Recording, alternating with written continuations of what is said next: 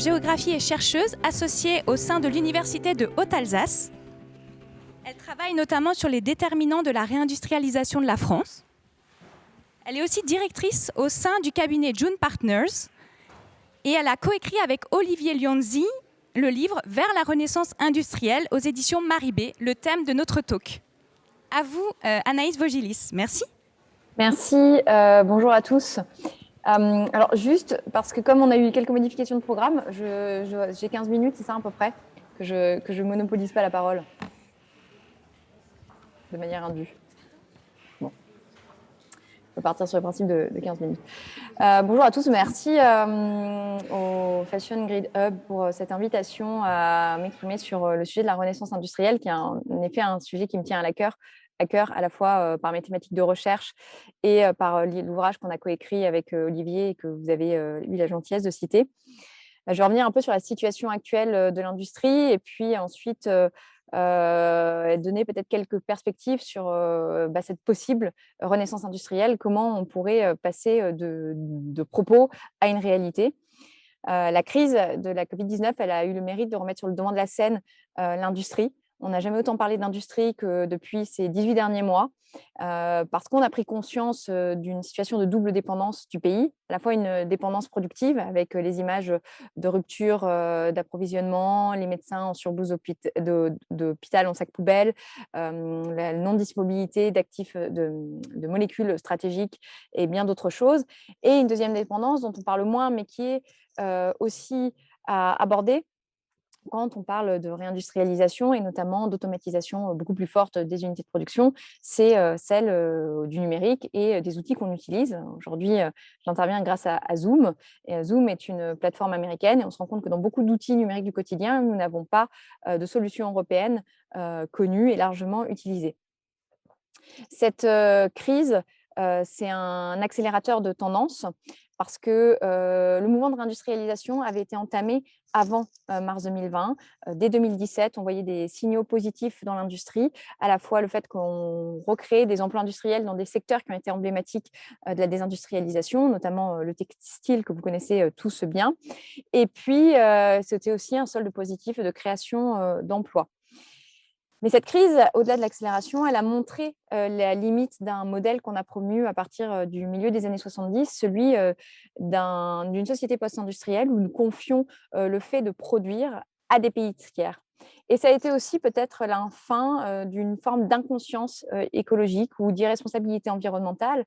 Pourquoi je dis ça? C'est que quand on a confié nos productions à des tiers, on a certes pu se permettre d'avoir un bilan environnemental et d'émissions de carbone beaucoup plus positif que d'autres pays, mais c'est parce que nous n'avons plus fait le choix de produire et donc nous avons confié cette responsabilité au loin. Reproduire en France, ça répond à des enjeux qu'il faut, à mon avis, clarifier. Ça peut être à la fois un moyen de créer de la valeur sur nos territoires et donc de financer notre modèle de société. C'est la possibilité de créer des emplois de qualité avec des compétences et des savoirs clés, mais aussi de créer des emplois moins qualifiés et d'avoir des solutions pour des personnes qui peinent parfois à revenir vers l'emploi. Il faut savoir que l'industrie crée, pour un emploi industriel créé directement dans l'industrie, on considère qu'on génère 3 à 4 emplois indirects et il n'y a aucun autre secteur d'activité qui a cet effet d'entraînement sur l'économie. Réindustrialiser, c'est aussi poser la question de la souveraineté, qui peut être différente de la question de l'emploi. Ce n'est pas parce qu'on a des usines en France qu'on est forcément souverain. Il y a aussi l'enjeu de qui maîtrise les technologies, mais c'est une réponse sur la question de souveraineté qui est beaucoup revenue sur le devant de la scène aussi avec la crise. Et puis, c'est une réponse aux contraintes environnementales. Alors aujourd'hui, dans les projets de relocalisation, les gens parlent assez peu finalement de l'enjeu de l'environnement. Ils ne relocalisent pas pour des questions environnementales, mais plutôt pour des questions de coûts, de maîtrise des délais d'approvisionnement ou de raccourcir, de réduire les stocks.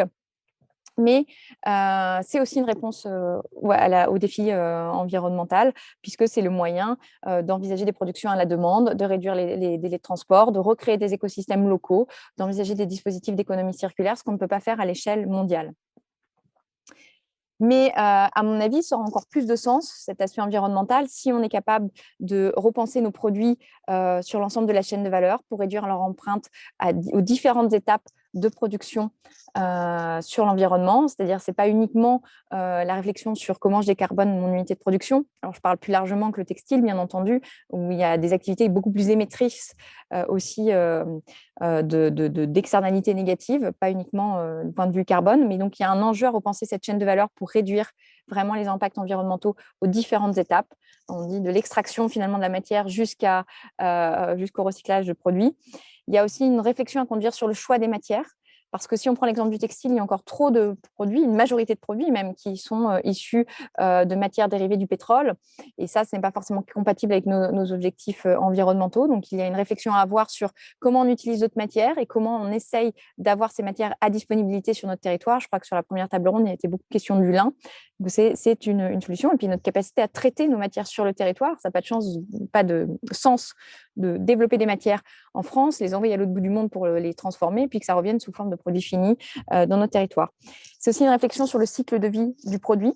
Il faut penser des produits maintenant qui vont être réparables et penser les boucles de recyclage. On ne peut plus avoir des choses qui restent sur les étagères et puis qui, à peine utilisées, sont jetées et ne peuvent pas être recyclées. C'est une aberration. Et la quatrième chose, ça va être de repenser le modèle économique des entreprises pour aller à la fois vers des sujets de services associés, d'économie de la fonctionnalité et bien d'autres sujets. La deuxième chose que je veux dire et qui me semble assez importante de discuter quand on parle de réindustrialisation, c'est l'idée que la réindustrialisation, elle s'inscrit plus largement dans un projet de société et qu'on doit encore largement réécrire et qu'on ne voit pas se retranscrire à travers les politiques publiques. Ça n'aura pas de sens non plus si on n'est pas en mesure de repenser notre modèle en profondeur et nos outils. On parle souvent de repenser les manières de consommer, de produire, etc. Mais je crois qu'il y a aussi un pivotement du modèle à faire. On a un contexte qui, par rapport quand on parle d'industrie, on se réfère souvent aux 30 Glorieuses, à l'ergo-pompilolienne. Et je crois que le contexte a fortement évolué. Nous sommes dans l'Union européenne maintenant, il y a une mondialisation accrue, il y a la question climatique. Et donc, ça nous amène à trouver d'autres références et à penser des outils et une fiscalité qui soit adaptée aux défis de notre siècle. La fiscalité, les mécanismes sociaux ont été pensés dans une ère productiviste. Je crois qu'aujourd'hui, nous sommes largement en train de changer et donc on doit se redoter des outils en conséquence. On parle souvent de faire pivoter la stratégie des entreprises.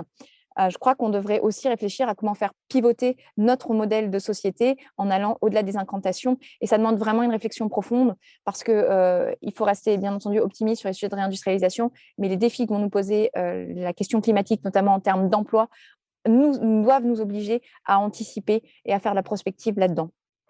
C'est aussi le besoin d'inventer notre propre chemin. On a des territoires, et je crois que Roubaix en est un bon exemple, avec des savoir-faire et une culture industrielle profonde dont il faut se servir pour réinventer ce modèle. Ce qui oblige aussi à territorialiser les approches. On a tendance souvent à parler d'industrie, c'est le cas du plan de relance, et le plan d'investissement, je crains que ce soit un peu ça, mais il n'est pas encore sorti, donc je jugerai ça une fois sorti. Mais il faut que ces réponses, elles partent aussi des territoires. On ne peut pas avoir que des choses pensées à l'échelle nationale qui ensuite s'appliquent au territoire.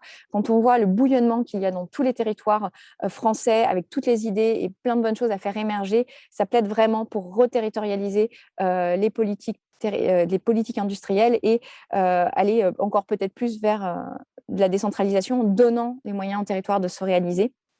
On a aussi une fâcheuse tendance en France, c'est se comparer aux autres. Ça a été le modèle suédois, le modèle allemand. Et je crois que le grand sens de notre politique de réindustrialisation, c'est de créer notre propre modèle à partir de nos forces, de nos avantages comparatifs, de voir où est-ce qu'aujourd'hui la France a des points forts. Comment est-ce qu'à partir de ces avantages comparatifs, on peut remonter les chaînes de valeur en amont et en aval, ce qui nous oblige à avoir une vraie réflexion stratégique et à se donner les moyens de faire émerger de nouveaux champions et d'avoir peut-être des politiques parfois un peu plus offensives, notamment sur les questions de souveraineté. Donc, ça peut être parfois envisagé peut-être de bloquer l'accès à certains marchés. Je sais que ça peut faire polémique, mais si les BATX sont nés en Chine, et la Chine est loin d'être un modèle à bien des égards, c'est aussi parce qu'à un moment, le marché des télécommunications a été fermé pour permettre le développement d'entreprises chinoises. Donc, tout ça plaide pour ne plus être les naïfs, à envisager la réciprocité dans l'accès au marché public, développer des stratégies d'intelligence économique, Peut-être envisager des mesures anti-dumping beaucoup plus poussées aux frontières. On parle de taxe carbone. Peut-être que les mesures anti-dumping peuvent être aussi une réponse. C'est ce qui a permis de sauver l'industrie du cycle française. Sans les taxes anti-dumping, il n'y aurait plus que des vélos assemblés en Chine, en France. Et l'idée, c'est pas de faire du protectionnisme, c'est pas de nous replier sur nous, c'est juste de donner une chance égale à nos industriels de se développer dans leur territoire et de créer de l'emploi sur le territoire. On a face à nous des pays qui sont très agressifs dans leur stratégie industrielle. Nous ne pouvons pas avoir des exigences très hautes à l'égard de nos entreprises et les laisser être concurrencés par des entreprises qui ne respectent pas le minimum des valeurs environnementales et sociales que nous nous imposons. C'est pour ça, à mon avis, faire quelque chose qui fait que l'industrie est sortie du temps court du politique, qu'on ait une vision industrielle sur le temps long qui soit décorrélée de ce temps politique et peut-être réfléchir plutôt qu'en filière. Je sais qu'on parle beaucoup de filières en France, on en a 19 aujourd'hui, mais peut-être réfléchir en termes de grands enjeux de société et comment on peut y répondre. Les filières, elles ont tendance à provoquer des silos. À une heure, on a plus que jamais besoin de casser les frontières et de ne pas restreindre nos horizons. Et elles poussent plutôt à avoir des innovations incrémentales. Et les innovations incrémentales, elles sont clés. Elles ont permis, c'est un des points de force des industries allemandes. Et il ne faut pas dire que c'est plus qu'on veut. Je crois qu'on en a besoin. Mais quand la maison commune brûle, je crois qu'on a aussi besoin de faire des sauts quantiques et donc d'avoir des innovations de rupture qui nous permettent toujours de relever ce défi principal qui est l'urgence climatique. Ça plaide aussi pour un raisonnement en écosystème, comme je le disais. Dernière chose là-dessus, c'est qu'on parle aussi beaucoup de politique industrielle, mais il faut penser les infrastructures qui vont avec notre politique industrielle. On ne peut pas se limiter au mur des usines. Quand on parle d'hydrogène, de véhicules électriques, on a besoin d'infrastructures adaptées. On a besoin de politiques d'innovation qui soient liées avec nos politiques industrielles. Et le dernier point avant la conclusion, et j'aurais tenu le pari des 15 minutes, c'est la réindustrialisation, c'est notre histoire à tous. C'est pas que l'histoire des entreprises, c'est pas que l'histoire des acteurs publics ou que l'histoire des consommateurs. Et je crois que tous, on peut agir ensemble dans le même sens. C'est par exemple travailler sur les achats publics. Que les achats publics, le sujet, c'est pas d'acheter 100% français ou 100% européen, c'est d'augmenter progressivement la part d'achat de produits locaux dans la part d'achat public, même s'il y a déjà beaucoup de choses qui sont faites. C'est revoir les stratégies d'approvisionnement des entreprises dans une logique d'achat responsable et voir comment les entreprises peuvent, sur certains produits, s'approvisionner plus localement, puisque c'est aussi la demande qui va rendre soutenable et durable notre réindustrialisation. Et c'est le consommateur qui, je sais qu'il y a beaucoup de questions de pouvoir d'achat qui peuvent être posées, notamment dans les biens de grande consommation. Mais peut-être que si sur différents produits, on essaye d'augmenter la part de produits made in France, eh bien, c'est déjà un petit pas vers cette réindustrialisation. Et puis, c'est aussi changer la vision qu'on a du produit, c'est-à-dire arrêter de sortir d'une logique uniquement de coût d'achat pour aller aussi vers une logique de coût d'usage. Peut-être que j'achète quelque chose à l'instant T 10 € alors que le produit français en coûterait 100. Alors, à l'instant T, ça semble être la bonne solution, mais le produit à 10 €, s'il est de plus basse qualité et donc je dois le renouveler plus souvent, au final, il me coûte beaucoup plus cher qu'un produit plus cher à l'achat, mais dont que je peux garder presque toute ma vie.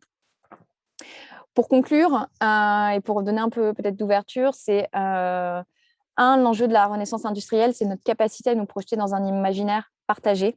C'est notre capacité à relier notre héritage à un futur désirable et une planète habitable. C'est arriver à faire se rejoindre dans ce même projet des gens qui se projettent très bien dans ce monde globalisé et d'autres qui se sentent parfois relégués, laissés sur le quai et qui ont du mal à trouver leur place et qui sentent plus et qui sont aussi les victimes de la mondialisation parce qu'il y a des fermetures d'usines et donc il ne faut pas toujours avoir une vision angélique. Cette crise, elle a la chance de nous avoir redonné peut-être envie, ou en tout cas à plus d'entre nous, l'envie d'imaginer, de créer, de produire ici, au plus près des consommateurs et de réancrer la valeur dans nos territoires, ce qui est clé. Et je sais que la route, elle sera longue et sinueuse. Le plan de relance a apporté des réponses, mais on a aussi beaucoup d'entreprises qui sont fragilisées par cette crise. On a des PME qui sont dans une situation pas évidente. Et quand l'effet du plan de relance sera lissé, c'est possible qu'on ait un certain nombre de faillites d'entreprises. Et donc, ça va fragiliser nos écosystèmes encore plus parce que quand on ferme une usine, c'est des machines qui partent peut-être, mais c'est surtout des savoir-faire qui sont détruits.